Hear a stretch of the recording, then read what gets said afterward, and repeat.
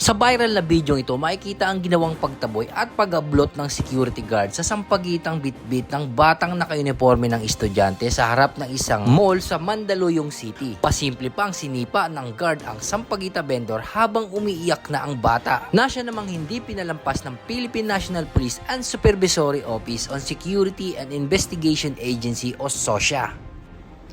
Ayon naman kay Civil Security Spokesperson Police Lieutenant Colonel Yudisan Gotiano, nagsasagawa na ang SOSIA ng motu proprio investigation para sa administrative complaint laban sa security guard na kung sakaling mapatunayan na nagkamali ang gwardiya ay maaari itong matanggalan ng lisensya at hindi na muling makapagtrabaho bilang security guard.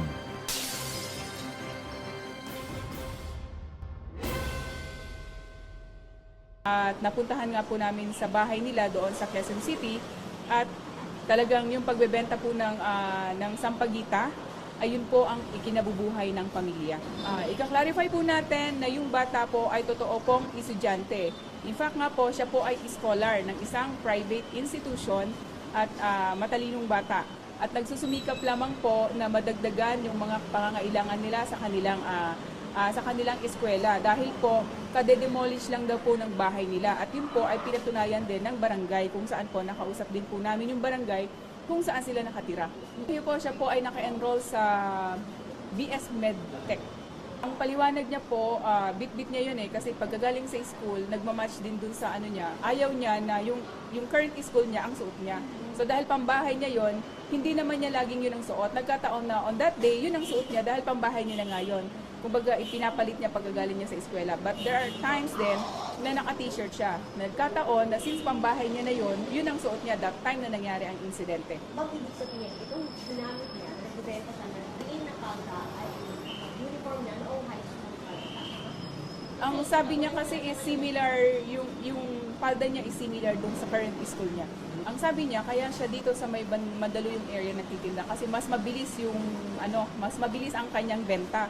At kung titingnan din po natin, isang sakay lang po siya sa bus from Mandaluyong to QC, tapos pwede na po siyang maglakad papunta doon sa kanilang bahay from EDSA. Pwede na pong lakarin or pwede rin po siya mag-tricycle. Pinagkakataan po ng mga magulang is pagbebenta po ng sliced fruits sa kalye, nagkakariton. At yan nga po, yung pagbebenta ng sampagita.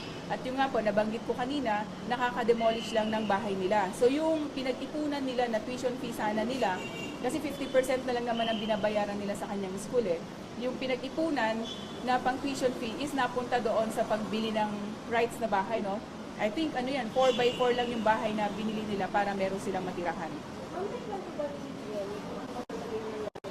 Kasi titinda ba siya talaga sa harap mo or papahinga lang ba siya? Ano ba yun? Kasi hindi lang po sa video kung ano yung sinabi sa mga Ang way ng pagtitinda niya is pagbaba niya ng bus, kasi di ba sa carousel, bababa ka ng bus, yan, pagbaba niya ng EDSA, nagtitinda na yan siya.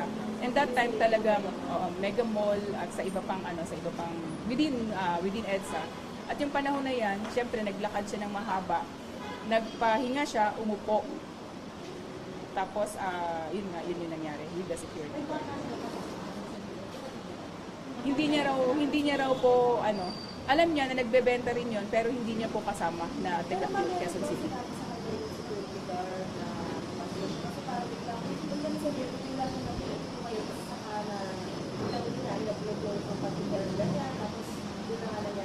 Yun po yung iimbisigahan natin and meron na pong lawyer na nag-a-assist sa kanila. So I will not divulge po kung ano yung talaga nangyari doon kasi yung lawyer po nakausap na niya ang magka-clarify po niyan. Sa ngayon po, kagabi, wala pa po silang talagang plano kung magpa-file ba ng case against the security guard at doon sa vlogger na nag-upload ng video na yon. So, meron na nga po siyang lawyer na provide po ng Commission on Human Rights at siya po ang mag-a-assist kung ano po talaga yung gagawin ng buong pamilya. Depende po sa pamilya kung talagang magpupush po sila ng kaso against the vlogger at saka doon sa security guard. Kasi sa kagabi po is wala pa po silang desisyon. Kaya kami po ay nag-aantay ng kanilang desisyon. Kasi po yung klase po ng bata is from Monday to Saturday. Ayaw po niyang maistorbo yung kanyang klase kasi inaalagaan niya po yung grades niya dahil nga po siya ay isang scholar. Yes, December 17, 2024 po nangyari yon at initially na-upload na yan pero nakiusap sila na tanggalin tapos in-upload ulit kahapon nung vlogger.